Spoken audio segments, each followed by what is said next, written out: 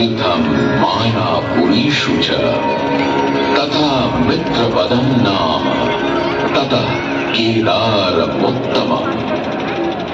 आस्था, श्रद्धा एवं सबसे प्राचीन सभ्यता का साक्षी है यह वाराणसी शहर। यहाँ कल कल बहती पवित्र गंगा नदी की धारा, जिसके समक्ष विद्यमान है यह ललिता घाट। मत्स्य पुराण में तीर्थों की चर्चा के अवसर पर ललिता तीर्थ का वर्णन हमें प्राप्त होता है। साथ ही साथ स्कंद पुराण के काशी खंड में जहाँ नव दुर्गा घाटों का वर्णन होता है, वहाँ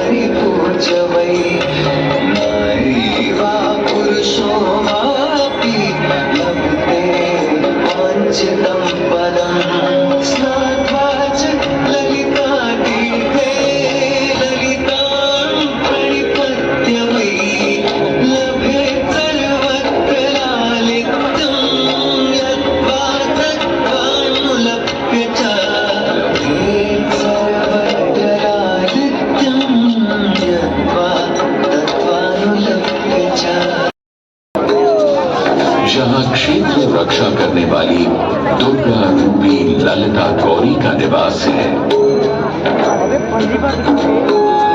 जिनकी सभी श्रद्धालु सर्व प्रकार संपत्ति लाभार्थ पूजा अर्चना करते हैं। इस घाट की सबसे विशेष बात यह है कि यहाँ शिव के साथ शक्ति के दर्शन भी श्रद्धालु मिलते हैं। घाट के ऊपर गली में मां दुर्गा को समर्पित देवी ललिता का मंदिर विद्यमान है। साथ ही साथ यहाँ काष्ठ एवं ईंट से बना राज राजेश्वर मंदिर भी स्थापित है। भगवान शिव को समर्पित काशी में यह मंदिर नेपाल के पशुपति मंदिर का प्रतीक रूप है। वर्तमान में सुशोभित यह ललिता घाट पूर्व में 3 भागों में विभक्त था। दक्षिण दिशा की ओर से चले तो नेपाली घाट, ललिता घाट एवं राज राजेश्वरी घाट।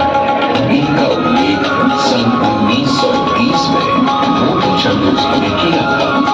जहां नेपाली घाट एवं ललिता घाट के पक्के निर्माण का श्रेय नेपाल के महाराजा बहादुर शाह को जाता है, तो वहीं राज राजेश्वरी घाट के निर्माण का श्रेय सिद्धगिरि जी को जाता है।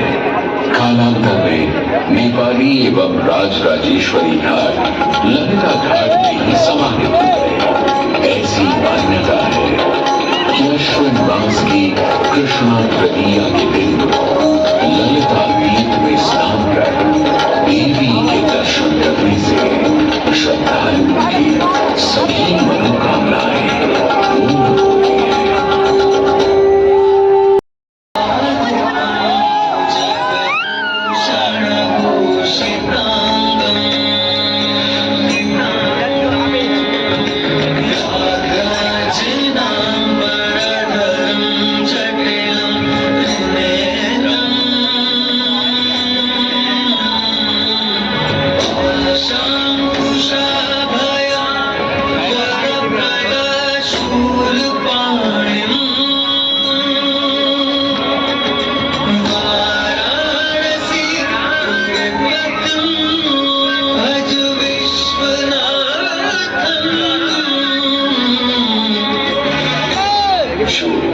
सभी जीवों के स्वामी है, जो सर्पों को आभूषण के रूप में धारण करते जो बाघ की खाल को सुशोभित करते हैं। सूर्य, चंद्रमा, अग्नि उनके 3 नेत्र हैं तथा वो जटाधारी है।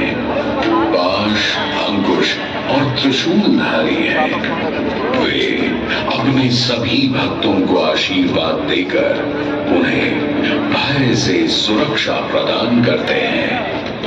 ब्रह्मांड के स्वामी एवं वाराणसी के भगवान श्री विश्वनाथ की हम वंदना करते हैं। मैं आदि नगरी काशी हूँ, वही काशी जो स्वयं भगवान शिव के त्रिशूल पर विद्यमान है। सृष्टि के प्रारंभ में महादेव ने जब पृथ्वी पर अपनी दृष्टि डाली तो उन्हें एक भाग चमकता हुआ प्रतीत हुआ। उसी भाग को भगवान शिव ने काशी का नाम दिया। कालांतर में गंगा नदी के तट पर बसी इस काशी नगरी में समय समय पर अनेकों घाट विकसित हुए, जहां श्रद्धालु आकर पूजा अर्चना एवं स्नान किया करते थे। माना तो यह भी जाता है कि यह नगरी एक बहुत सुंदर वन से ढकी हुई थी, जहां पीपल, आम, बरगद, शीशम आदि के वृक्ष हुआ करते थे, जिनकी छाया में बैठ ऋषि मुनि, साधु संत आनंद से तपस्या किया करते थे। इसलिए इस जगह का नाम से भी किया गया है। जितनी पुरानी काशी नगरी है उतना ही पुराना यहाँ का काशी विश्वनाथ मंदिर भी है। भगवान शिव को विश्वेश्वर, विश्वनाथ आदि नामों से भी संबोधित किया जाता है, जिनका अर्थ है संपूर्ण विश्व के स्वामी। किंवदंतियों की माने तो सृष्टि के आदि में जब भगवान शिव एवं मां पार्वती पृथ्वी का भ्रमण कर रहे थे, उन्हें यह स्थान बहुत प्रिय लगा। तब मां पार्वती को यहाँ कुछ समय रुकने की इच्छा हुई तो भगवान शिव अपने लिंग रूप में यहीं स्थापित हो गए। तभी से 12 ज्योतिर्लिंगों में इस मंदिर को विश्वेश्वर मंदिर के नाम से भी जाना जाने लगा, जहां भगवान शिव और माता पार्वती सदैव वास करते हैं। सदियों से इस पवित्र नगरी ने अनेक ऋषि मुनियों, तपस्वियों, धर्म गुरुओं आदि को अपनी ओर आकर्षित किया है। आदि शंकराचार्य एवं मंडन मिश्र ने इसी मंदिर के प्रांगण में बहुत समय व्यतीत किया। समय बदला, दौर बदला। भारत के स्वर्णिम काल पर विदेशी आक्रांताओं की नजर पड़ी, जिसे वे लूटने एवं सनातन संस्कृति को नष्ट करने के उद्देश्य से यहाँ आए। जब प्रथम बार गौरी ने आक्रमण किया तब पृथ्वीराज चौहान ने उसे बुरी तरह पराजित किया था। अंत में उसने क्षमा मांगी और वचन दिया कि ऐसी गलती दोबारा कभी नहीं होगी। अतः पृथ्वीराज चौहान ने उसे छोड़ दिया। संभवतः यह एक दुर्भाग्यपूर्ण निर्णय था, क्योंकि अंततः गौरी ने पृथ्वीराज चौहान को धोखे से हराया। तत्पश्चात उनके साथ बहुत बुरा व्यवहार किया तथा उनकी दोनों आंखें भी निकाल दी। पृथ्वीराज की मृत्यु के उपरांत हिंदुओं का मनोबल कमजोर पड़ गया, जिसके परिणाम स्वरूप आतताइयों ने अन्य मंदिरों के साथ साथ विश्वनाथ मंदिर को भी क्षति पहुंचाई। यह ऐसा काला दौर था जिसके स्मरण करने मात्र से आंखें नम पड़ जाती हैं। परंतु समय सदा एक सा नहीं रहता और दुख के ये बादल भी सुख में बदलने वाले थे। एक धार्मिक सम्मेलन में राजा टूडरमल की भेंट नारायण भट्ट से हुई। नारायण भट्ट एक बहुत धनी व्यक्ति थे। दोनों ही धार्मिक इंसान थे और नित्य प्रति भगवान की पूजा अर्चना करना अपना परम कर्तव्य समझते थे। दोनों ने काशी विश्वनाथ के इस पावन मंदिर का जीर्णोद्धार करवाया और वीरान बड़े खंडहरों में एक नई जान डाली। 16वीं सदी में संत तुलसीदास ने यहाँ रामचरितमानस की चौपाइयों को पढ़ा था तथा संत एकनाथ ने भी यहीं पर वारकरी संप्रदाय का महान ग्रंथ श्री एकनाथी भागवत लिखकर पूरा किया था। लगभग 17वीं शताब्दी के मध्य में मराठा शासक मल्हार राव होलकर ने काशी विश्वनाथ मंदिर के पुनर्निर्माण की योजना बनाई। ये कार्य वे तो नहीं कर पाए, परंतु उनकी पुत्रवधू अहिल्याबाई होलकर जी ने इसे सन 1776 से 1778 के बीच पूरा किया। वर्तमान काशी विश्वनाथ मंदिर निर्माण का श्रेय अहिल्याबाई होलकर जी को ही जाता है।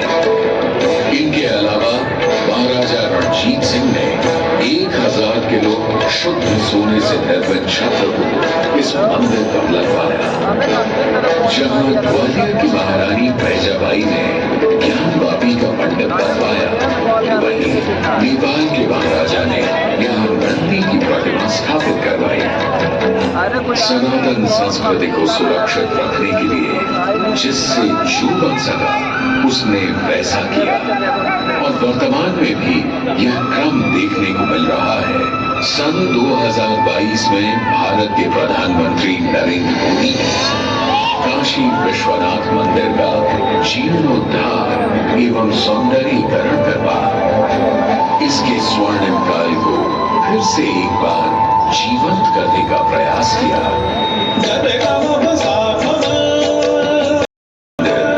सदियों से करोड़ों श्रद्धालुओं का प्रेरणा स्रोत रहा और सदैव के लिए रहेगा।